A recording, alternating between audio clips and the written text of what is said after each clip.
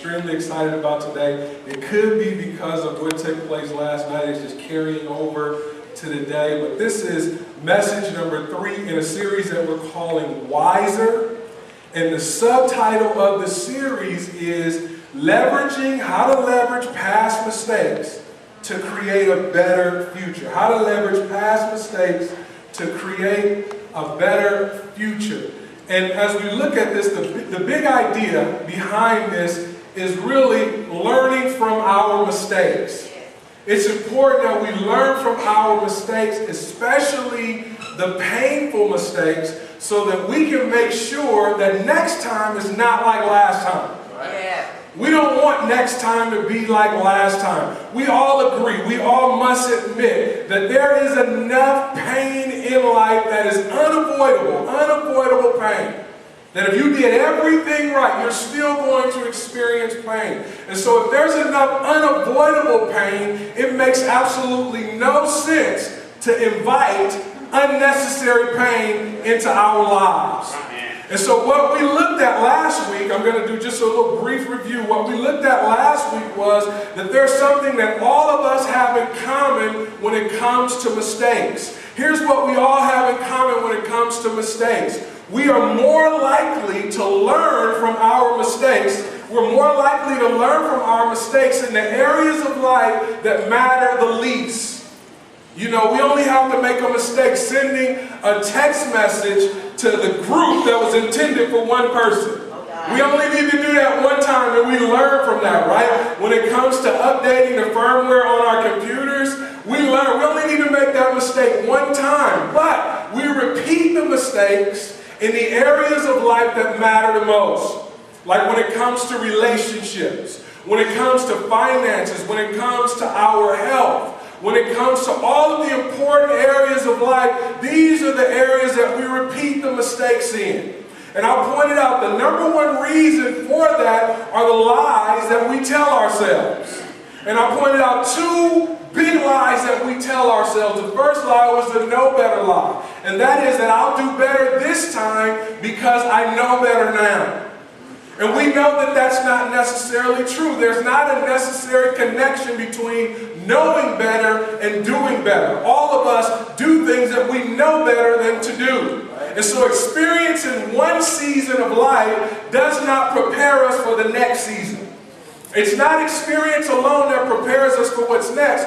It's evaluated experience that prepares us for what's next. And so last week we started evaluating our experience. The second lie that we looked at that gets in the way of us learning from our past mistakes is the time lie.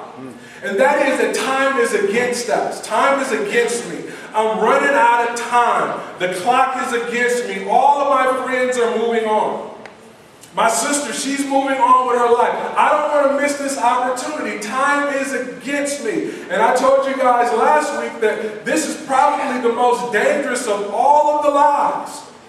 Because the last thing that you need to do after getting out of a painful season of life is to jump right into what's next.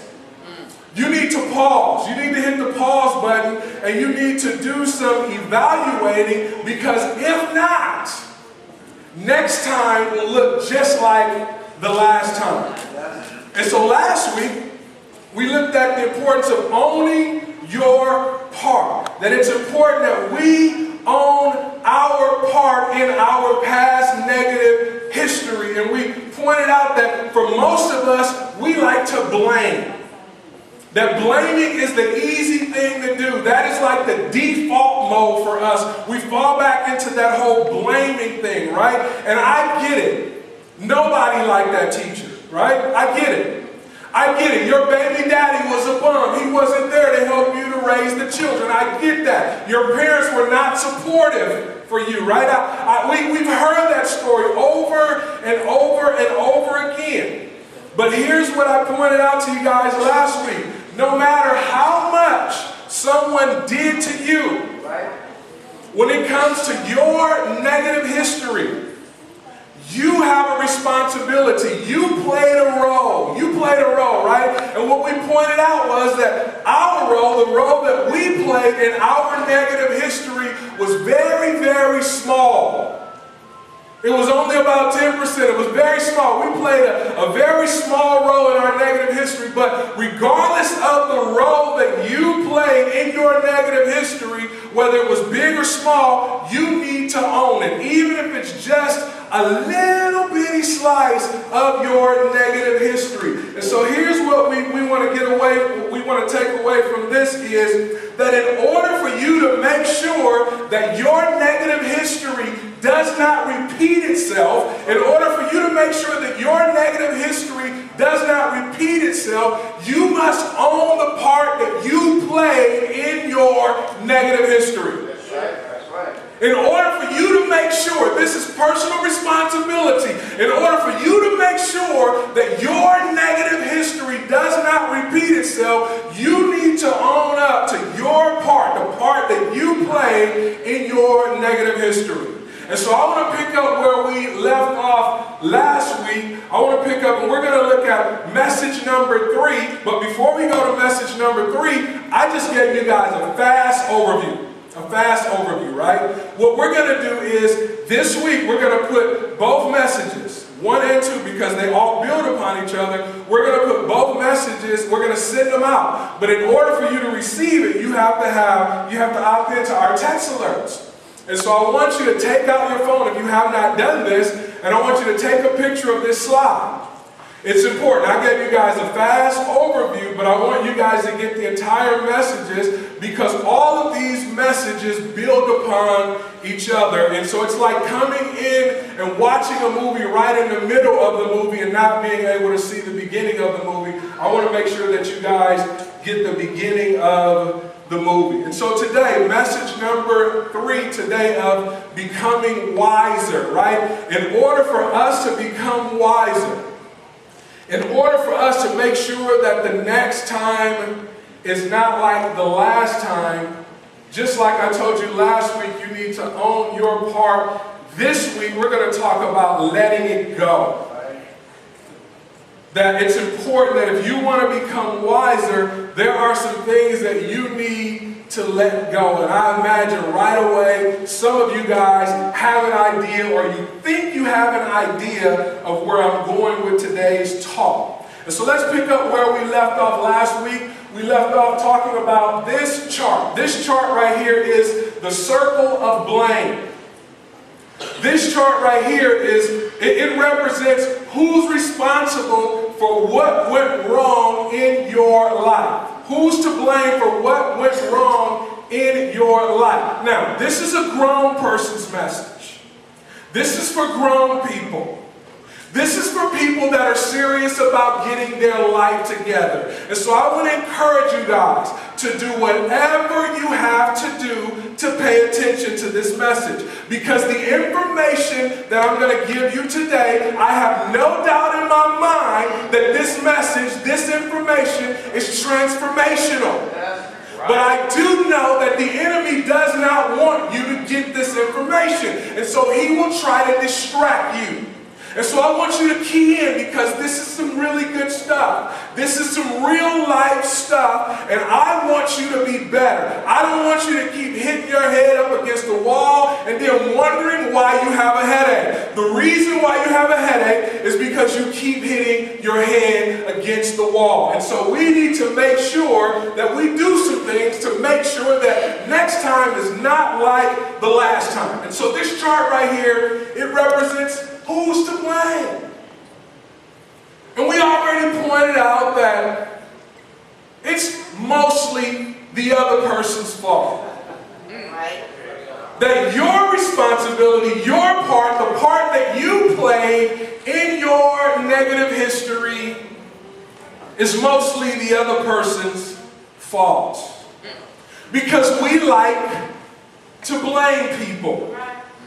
And so this represents why you can't sleep at night, why you are in debt, why you didn't do well in school last semester or last year, why the marriage did not work. This represents who's at fault. And so we pointed out that your fault, your part is only about 10% because we love blaming other people. That's a better story for us to tell. how they treated us bad, how they mistreated us, how they lied to us, how they betrayed us, right? We love telling that story. And so your part, your slice, your blame is just a small little bitty piece. But today, we're going to look at, even though your part was a small little bitty piece, and I told you last week it's important that you own that piece, today we're going to look at the rest of the pie. Their part. Right? This is important. Because if you don't respond appropriately to their part, it can cause a problem in your life as well. Now, get this, all right? Here's where I'm going with this. Remember last week I said if you are not willing to own up to your part, the part that you played, that small 10% that you played in your negative history, if you just focus on blaming other people and focusing on what they've done to you, what happens is it allows you to sneak or smuggle your issues into your future, your dysfunctional issues, your unresolved daddy issues, your unresolved mommy issues, your baby daddy issues, right? Your poor communication skills. When you're just focusing on the other person and putting all the blame on them, it allows you to sneak your issues into your future. Okay. And so just like that allows you to sneak your issues into your future, when you don't own your part, when you're pointing a finger and blaming, if you don't respond appropriately to their part, the 90%, that allows them to smuggle their issues into your future. Are you with me? If you don't respond appropriately to the 90% that was done to you, you allow the people that you don't even like, the people who hurt you the most, to smuggle and sneak their issues into your future. And then you wonder why you're just so snappy, and you feel so bad that you snapped, and you wonder why you keep losing your cool, and you wonder why you keep checking his phone. It's because you've allowed issues from your past, people who hurt you in the past, to sneak into your future. Zig Ziglar tells a story in his book, See You at the Top. He tells a story about a man named Mr. B. Mr. B was late for work. He's speeding off from his house on his way to work. He gets pulled over by the highway patrol. The highway patrol is writing Mr. B a ticket. Mr. B pleads with the highway patrol. Mr. Highway Patrol, Mr. Police Officer, please don't write me a ticket. I was trying to get to work on time. I gotta get to work because that's how I take care of my family. The officer did not have mercy on Mr. B. Mr. B gets a ticket. He drives away. He's furious. He gets to work. The first person that he sees is the #1 salesperson in the company. Mr. B lets the salesperson have it. What's going on? What happened to that job that you were supposed to complete? What happened to that assignment that you were supposed to take care of with that company? You know that's an important assignment for our company. If you don't get your act together, I'm going to fire you. Then the #1 salesperson, he storms away from Mr. B and he says, I cannot believe that he talked to me like that. The nerve of him to treat me like that. All of the business that I brought to this company, and he has nerve to treat me like that. And he runs into the office with the secretary and he lets the secretary have it. What's taking you so long to get that report done? You know that I need that report because I have things that I need to take care of. I'm getting tired of you. If you don't get your act together, we are going to replace you. Then the secretary leaves and she's mad. The nerve of him to come in and go at me like that. I mean, who does he think he is? I'm always the one that everybody wants to dump on. I'm tired of this. She leaves and she goes to the front desk person. She lets the front desk person know, I gave you that paper to print a long time ago. What's taking you so long to get that paper done? I'm getting sick and tired of you. I'm tired of this. You need to be replaced. The front desk person says, the nerve of her. How could she come at me like that? The front desk person, she's furious. She leaves the job. She drives home. She comes in the door. She sees her son laying down there on the floor. He has a hole in his pants. She lets it to her son. The nerve of you, what are you doing? I worked so hard to pay for you to have clothes, and you tear up your clothes, go upstairs to your room, you're grounded for a week. The little boy goes upstairs to his room, he sees the cat coming by, and he's mad, he kicks the cat.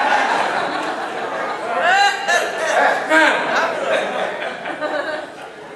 wouldn't it have saved so much pain for so many people if Mr. B, after he got that ticket, instead of going to work, went to the front desk operator's house and kicked the cat?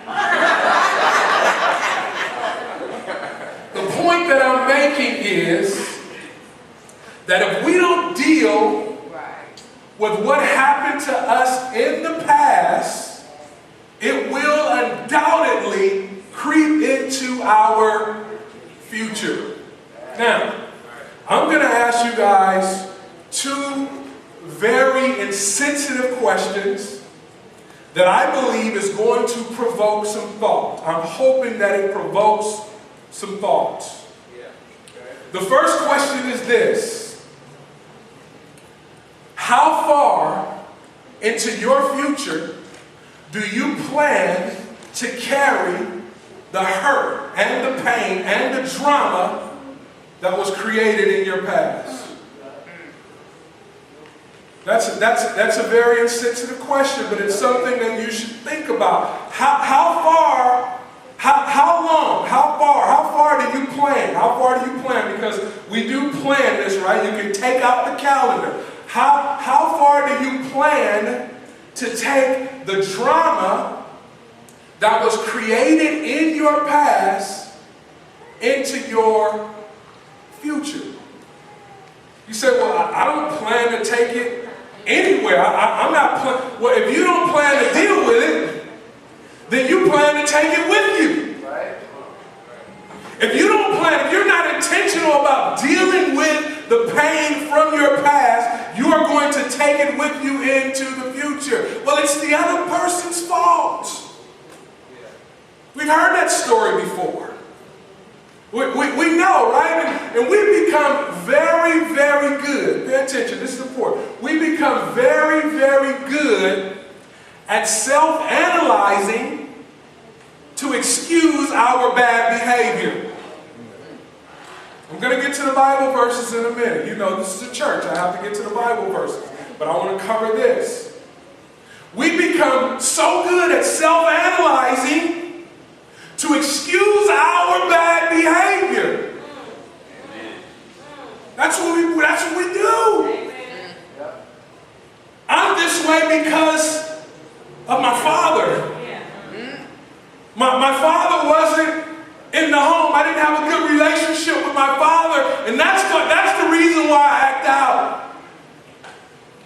And parents play a role in this too, right? Parents do the same thing. Parents excuse the behavior of their children.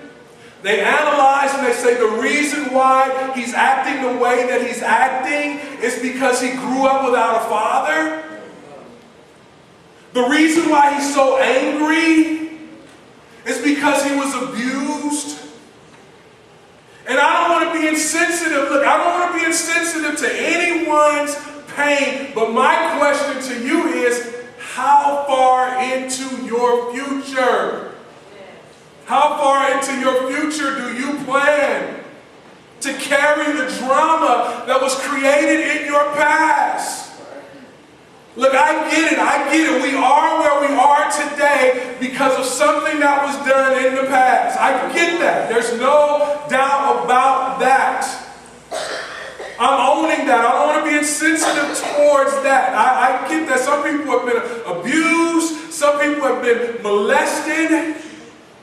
But the question is, why would you allow the people who hurt you to reach into your future and wreak havoc? Wow.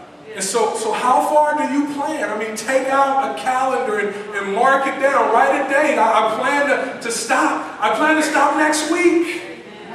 How far do you plan to take the drama that was created in your past into your future? Here's another question that's really another version of the same question, and that is, how long will you allow the people who hurt you the most to influence your life? How long will you allow the people who hurt you the most, the people that you don't even like, the people that you don't even like being in the same room with, the people that you don't even like the sound of their voice? How long will you allow them to keep influencing you? I have an easier question. This one is real easy. It's going to take the pressure off of you, but I believe there's a lesson in this question. And that is, have you ever met someone and they seem like they have their life together?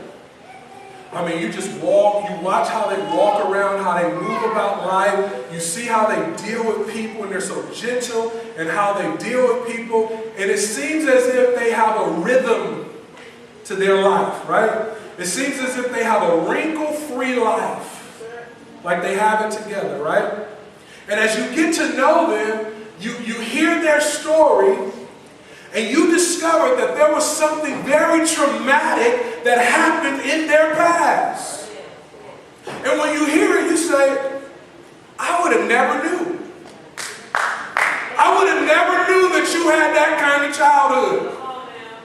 I would have never knew that you were abused in a relationship. I would have never knew. You see couples and they get along so well with each other, right? I remember brother and sister Hall. They got along so well with each other. And you find out about something that happened in their past that for most people would have rocked their world. But it seems like they got past it. It seems like they learned to move on in spite of it. And for me, you know, I always ask questions. My kids tell me I ask too many questions.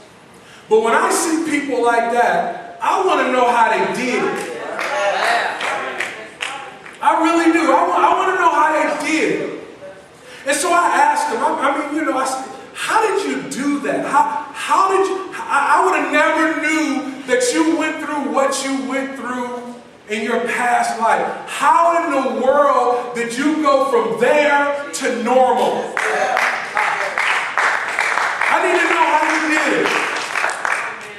And 100% of the time, 100% of the time, I hear some variation of this. They decided. Right? They decided. How did you get past the pain?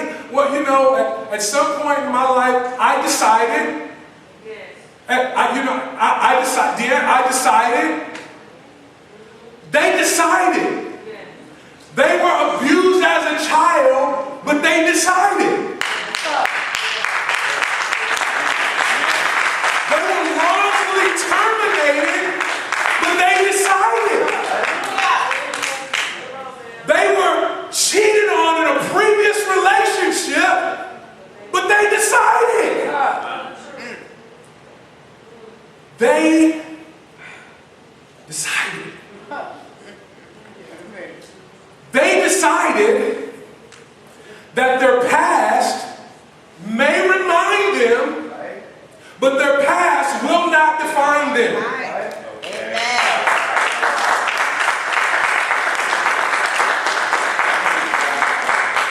They decided. And guess what? You have to decide. There's a decision that you have to make. You have to decide not to let your past define you. You have to decide. There's a decision that needs to be made. I want to share with you guys a testimony from A young lady I met a few days ago named Nicole. She gave me permission to share this testimony. I told her that I would be sharing it in front of the congregation. I always like to, again, I ask people questions. And she gave me permission. I told her that it will be on YouTube. I gave her the channel so she can subscribe to it. And so hopefully she'll watch this to confirm that the story that I'm getting ready to tell is really her story. And so when I met her, we started talking. And she started talking to me about something that happened in her life. That she had just started working this job. And shortly after starting, she ended up getting sick. Really, really sick. Almost to the point of death. Because she was on probation, she had just started the job, she ended up getting terminated from the job. I don't know if there was a lawsuit filed. We didn't get off into all of that. But shortly after all of this, there became breaks in her relationships, key relationships, people that she trusted because she got sick. At the time that she got sick, people walked out on her. Things got really, really, really, really bad. But I noticed that this lady had a rhythm about her life. That she had a smile on her face. She said that her disease attacks her body. It attacks the organs in her body. And so she's partially blind. And so every 6 months she has to go and receive a treatment to help her to stay alive. But she was very optimistic. She was very happy about life. She just moved about as if her life was wrinkle-free. She said from 2011 all the way to 2017, she lost one person after the next, people dying in her life. How did you get past this, Nicole? She decided. She made a decision. She decided that even though her past may remind her, it will not define her. Now, if you don't get anything else out of today's talk, I want you to get this. You can make a decision. You can make a decision. We can make a decision. We don't have to remain prisoners of our past. You can make a decision to move on from the past. You can make a decision to let go of the past. In order for you to make sure that next time won't be like last time, you must let go of the past so that the past can let go of you.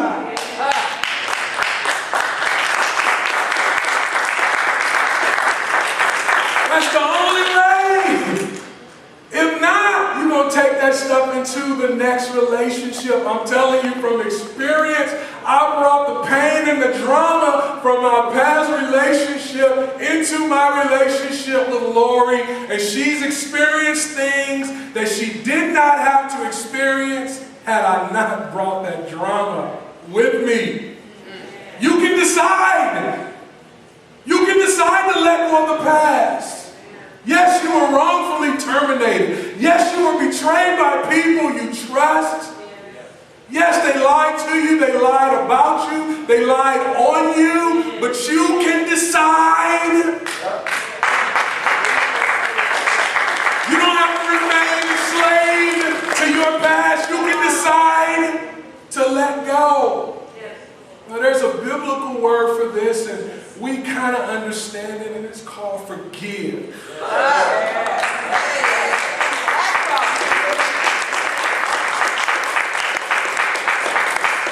Now, some of us know what forgive means, and some of us think we know what forgive means. Forgive means to pardon. Let me explain pardon to you. It means that you've been convicted of a crime. But for whatever reason, someone who has authority set you free. The presidents do it all the time on their way out of the office. They pardon a certain number of people. These are people who have been convicted of a crime. And the president decides to pardon them. We want forgiveness, but we don't want to give forgiveness. We want to receive, we want people to forgive us, but we don't want to forgive people. I'll take it a step further. We want God to forgive us, but we don't want to forgive people. Again, I'm not taking away from the pain. I'm not taking away from the wrong that was done to you. But we need to forgive if we want to move forward. Without the people who hurt us reaching into our future, and wreaking havoc and causing problems, we need to forgive. That means you let them off of the hook. I'm going to share a Bible passage. We looked at a portion of one of Paul's letters last week, and we're going to look at another portion of the same letter actually today.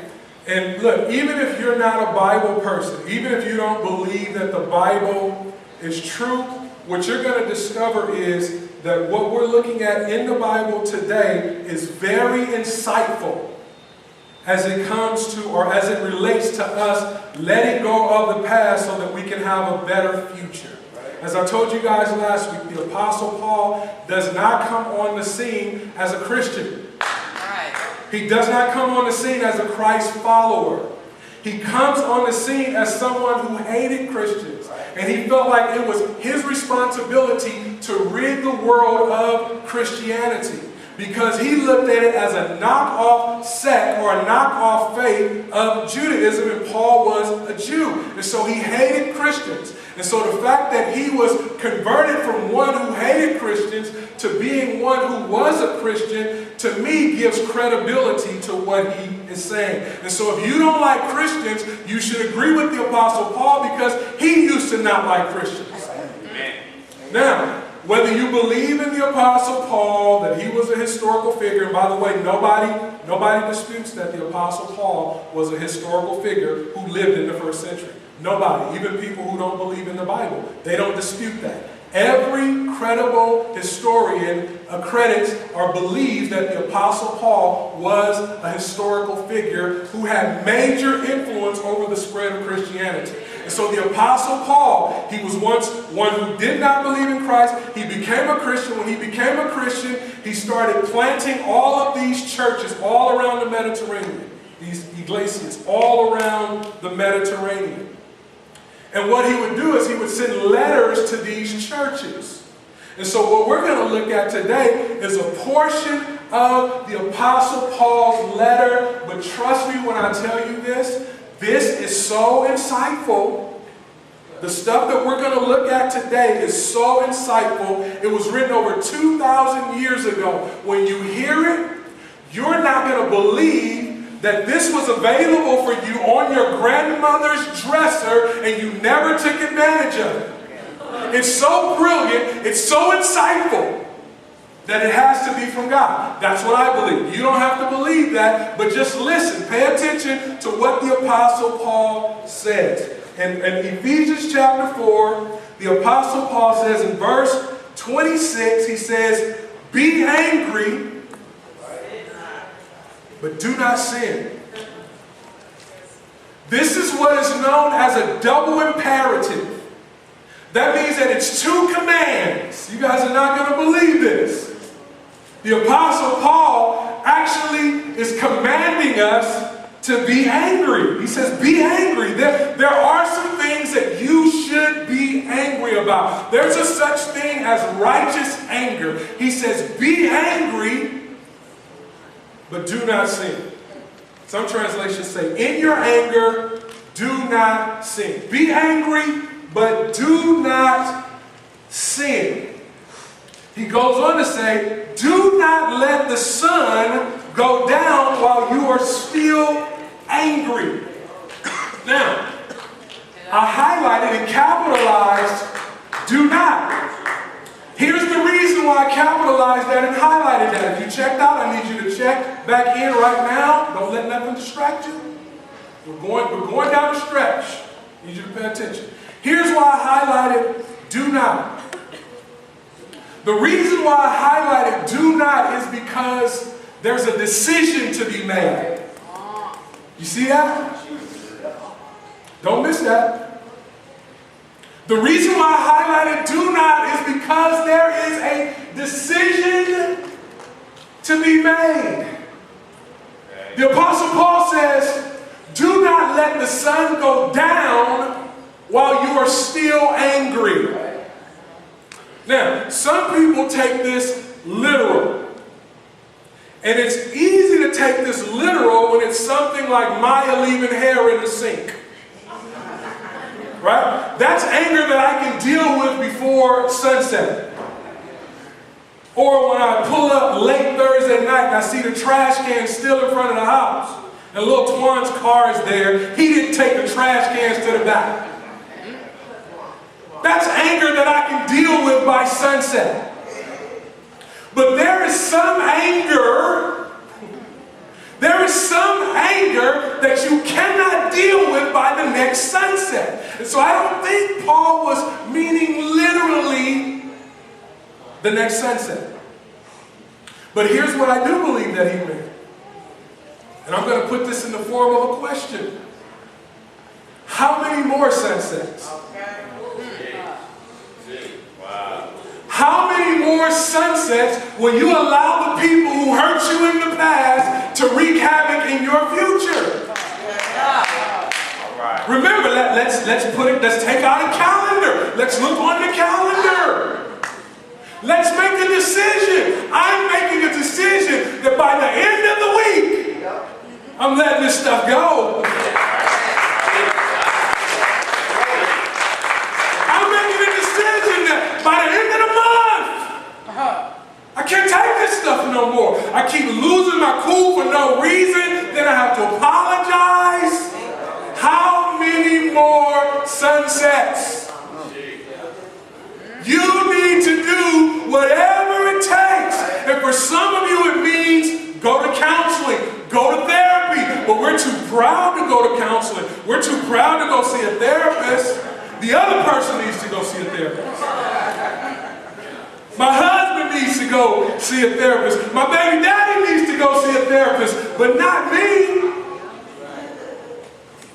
Whatever you need to do to deal with the trauma from your past so that it does not keep creeping into your future, you need to do it. You need to write it down. You need to mark it on the calendar. And enough is enough. I'm tired of going through the same drama over and over again. Then he goes on to say, and do not give the devil a foothold. Now, I'm going to come back to the devil in a little while, but I want to deal with this word foothold. This is important. Pay attention. I want to deal with this word foothold. Figuratively, figuratively, the word foothold means opportunity. Do not give the devil an opportunity. But literally, the word foothold means a staging ground. What Paul is saying is, do not give the devil a staging ground to wreak havoc into your life. Do not offer, do not gift, do not allow. That means there's a decision to be made. Do not offer the devil an opportunity or a staging ground to set up shop in your heart. And the way that we do that, according to the Apostle Paul's letter, is by holding on to our anger too long, holding on to the drama that was created in our past. When we do that, we allow the devil to set up a staging ground in our hearts. Now, let's go back to this word devil. In the Greek New Testament, the word that is often used to talk about Satan is the word Satan. Some people say that's his name, some people say that's a description. The Apostle Paul doesn't use that word in this text. He uses the word devil, which actually means deceiver. And so this can refer to any deceiver, right? Doesn't have to necessarily be the devil. And so I want to really make this thing practical, right? I want to make this thing practical because sometimes when we think devil, we think something overly spiritual. And I do believe that we are in a spiritual warfare. I do not deny that. I do not doubt that. All right? Come back. Come back. It's so easy to check out. I need you to come back. You can replace the word devil. We're going to be practical, right? You can replace the word devil with whoever it was that hurt you.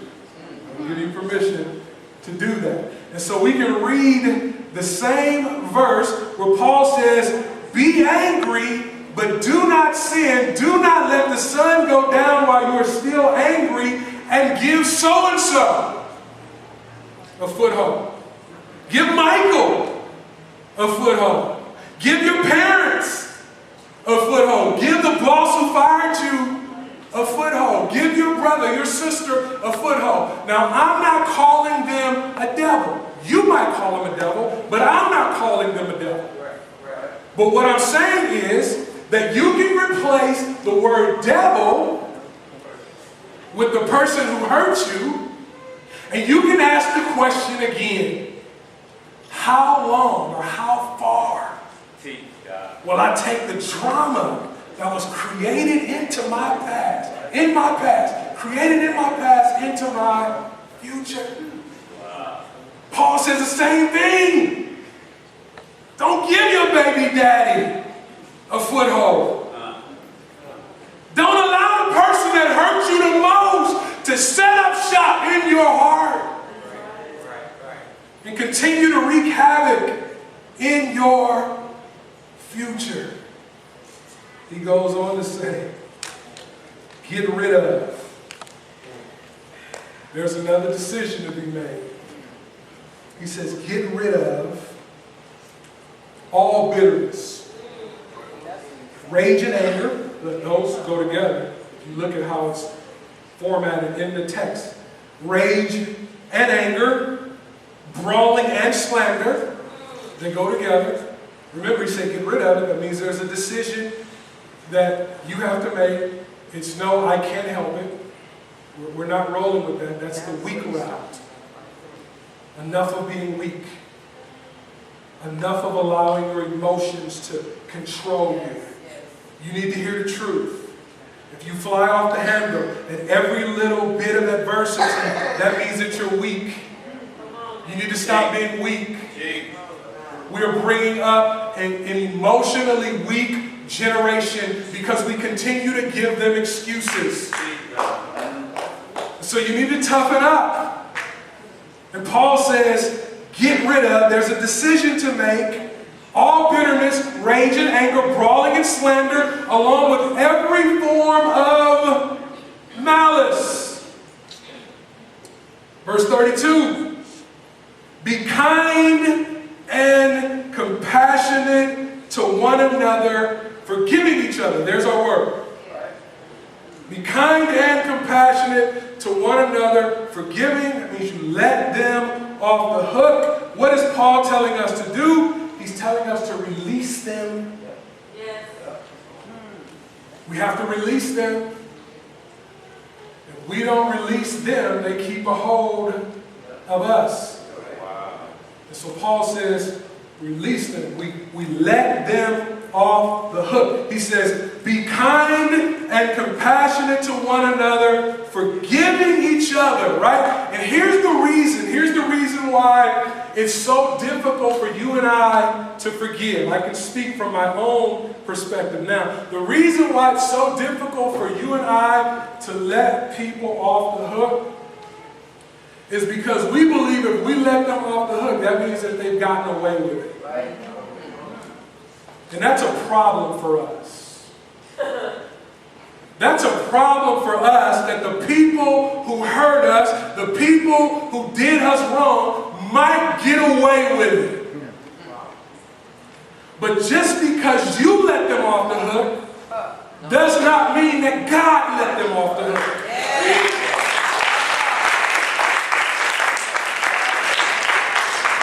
And although you may never see them punished for what they did, it does not mean that they will not get punished for what they did.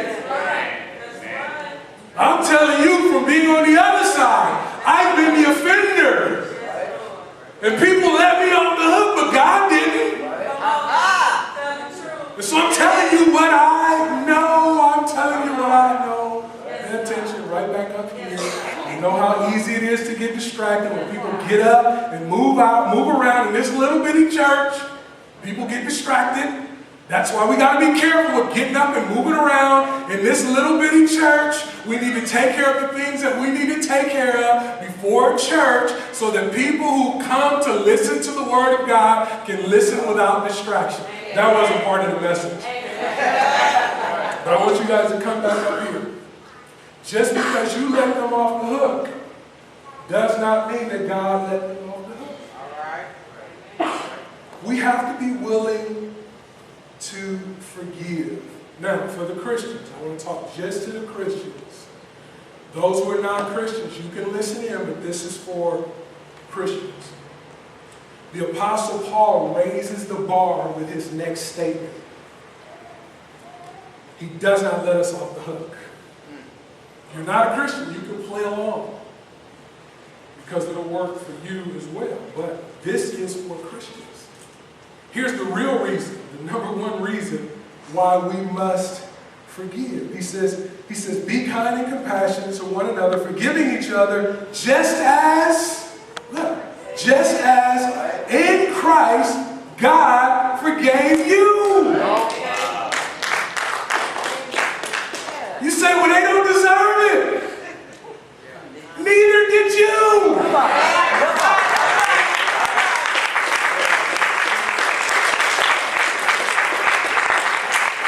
And so we forgive because we've been forgiven. We pardon because we've been pardoned. We let them off the hook because we've been let off the hook. And so look, if you're serious about this, if you're serious about this, you can get past it. It's going to take some work. We talk, we say forgive. I forgave. We say I forgave. I forgave them. I prayed and I asked God to give me the strength to forgive them, and I forgave them. That's what we say, right? Because that's the Christian thing to say.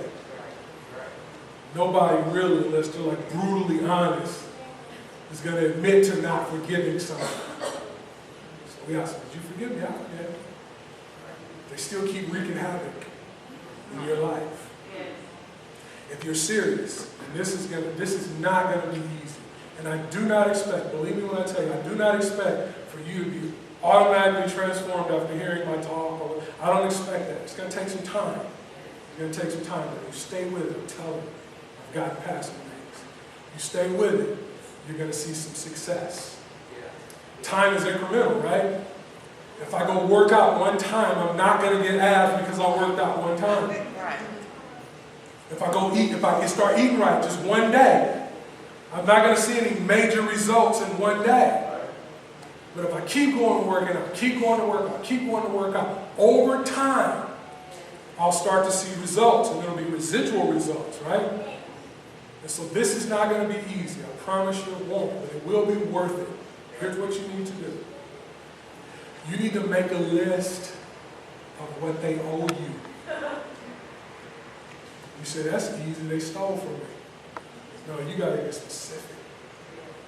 They bruised your ego. That's what I had to put down. She made me feel low. She made me feel devalued. They took me away from my children. They put me in a bad situation financially. You need to make a list. And you need to get specific. What is it that they owe you for? What do they owe you?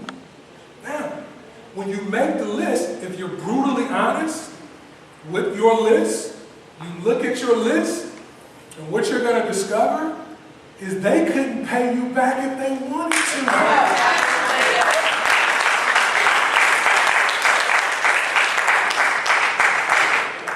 But you got to make the list. And when you finish with the list, it's going to take some time. You might start with the list, and you might go on with your day, and then come back and get back to that list, depending on the magnitude of the hurt. I don't know.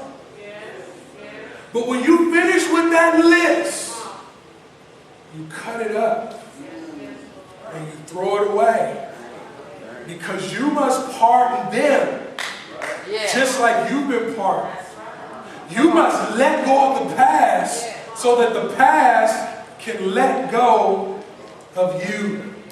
So you release them so that you can move on. I'm almost done. Let's look at this circle of blame. Whether it was 10% of your fault, you played 10% of a role in your negative history, you like to blame other people, it's their fault that you have high blood pressure, never mind that you've been eating bad, it's their fault that you were depressed, never mind you don't take care of your body, you don't exercise, it's all their fault. Your fault is just that small, itty bitty part. You gotta own it. And then for their big, gigantic part, all of the stuff that they did to you, you gotta let it go. Let go of the past so that the past can let go of you. It's just like that. I'm not gonna say it's simple. I'm gonna say it's just that simple. It's just like that. There's no other way around it. Now, I want to pray for you. I want to pray for you. Because this is real life stuff. I told you guys. This is real life stuff. People are being tormented today because of something that happened to them 30 years ago. And I know, just like you know, that you don't want to give that kind of power to people who hurt you. And so I'm going to ask everybody to stand up. And those who would like prayer, I want you guys to come down to the altar.